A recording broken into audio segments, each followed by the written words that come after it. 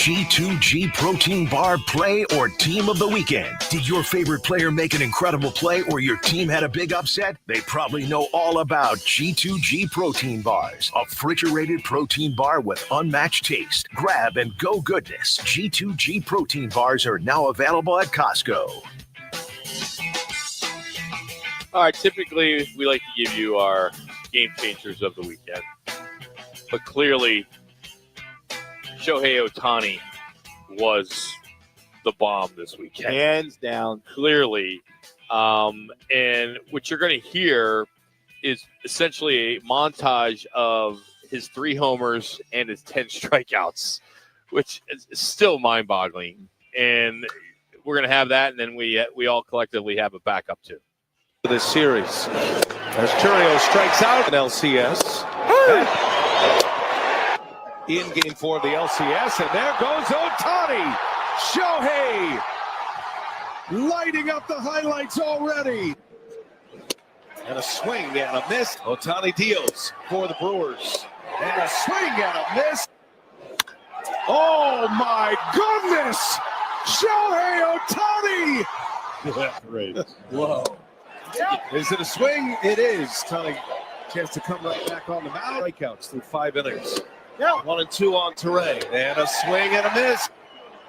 Ohtani, did he? Ohtani! Ohtani has done it again! How amazing would it be to call that?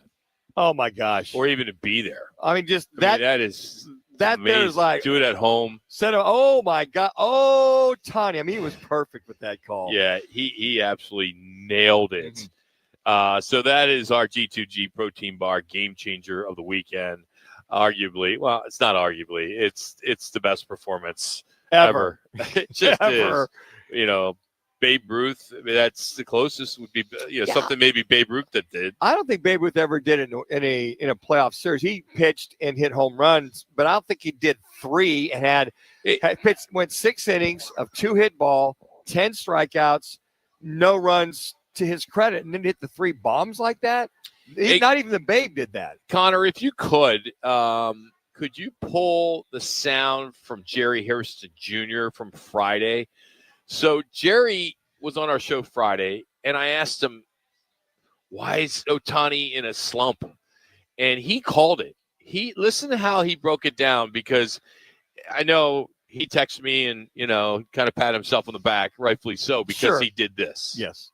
And we're just expecting him to really snap out of it in a big way. Guys like him that, are in a little bit of a slump, and then when they snap out of it, they snap out of it in a monster way. So we're hoping he catches fire very soon with the bat.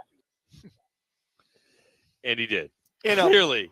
In a monster way. Oh. I mean, did he snap out in a monster way? And it's just amazing the focus of Ohtani. You watch him. He was just dialed in. And he pays attention to people saying, well, he must be in a slump. I think he had 1 base hit. He drove 1 base hit, drove in 1 run. I think it was the game before. And even Jerry talked about some of the things that Ohtani was doing. He's pulling out his right shoulder and coming off the ball. And he looked bound and determined. He looked dialed in, even on the mound. And I think the only thing he was concerned about was Frelick was the batter. He fouled that 1 pitch off his ankle. Kind of a little concerned, put his hands on his head. But otherwise, I mean, he was, he's always kind of smiling, that fun-loving guy. Yeah. No, man, he was all business. Sure. He was dialed in. A wild stat from the weekend, if there was no Ohtani moment, this would have been our winner. And that is Division III, Curry College running back, Montie Quinn. He set an all divisions rushing record, 522 yards, 7 touchdowns, and he did it on just 20 carries. Curry College, which is located in Massachusetts. Now, according to their website, he is quoted as saying, "I'm just humbled and grateful. Breaking the record is something I never imagined coming into today."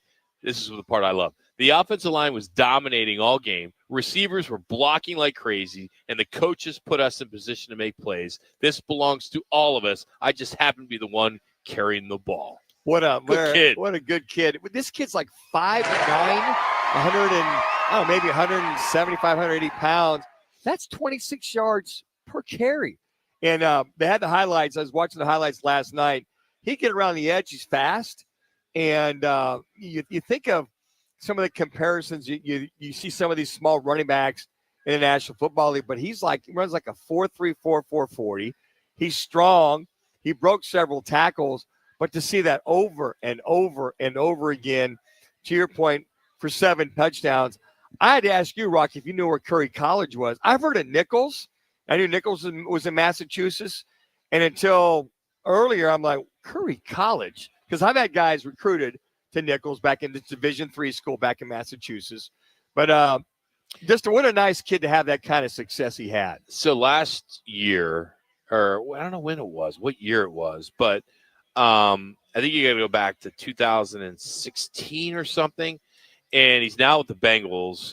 I'm going to butcher his name. Samaje, is it Pirine? Yeah.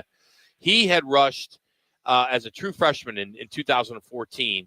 He rushed for 427 yards against Kansas. Well, he was a San Diego State guy, No, right? he was Oklahoma. Oklahoma, okay. 427 yards. Against a D1 school Kansas. like that.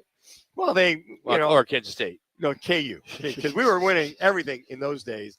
Oh, yeah, I don't care if it's versus. We mean you're winning everything in 2014. We were winning. We were Big 12. We were right there we were in the hunt for Big 12 championships, right there in the middle. When you say winning everything, that would normally mean. Well, we were in the hunt. That would mean that you're literally winning championships. Well, we were in the middle of the Big 12 championships, right there, vying for. But we've been consistent the last 10 years.